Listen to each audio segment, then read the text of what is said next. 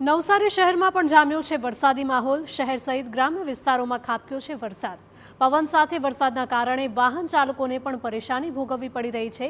ભારે વરસાદને કારણે નીચાણવાળા વિસ્તારોમાં પાણી ભરાયા છે। ધાનેરા પોઈન્ટ, જૂના થાણા ડેપો, સ્ટેશન રોડ પર પાણી ભરાયા છે। વરસાદને લઈને ગરબા આયોજકોમાં પણ ચિંતા વ્યાપી છે, તો ચીકુના પાકને પણ નુકસાનની ભીતિ સેવાઈ રહી છે। તો નવસારી શહેરમાં જામ્યો છે વરસાદી માહોલ। શહેર સહિત ગ્રામ્ય વિસ્તારમાં પણ ખાબક્યો છે વરસાદ। પવન સાથે વરસાદના કારણે વાહન ચાલકોને પરેશાની ભોગવવાનો વારો આવ્યો છે। ભારે વરસાદને કારણે નીચાણવાળા વિસ્તારમાં પાણી ભરાયા છે।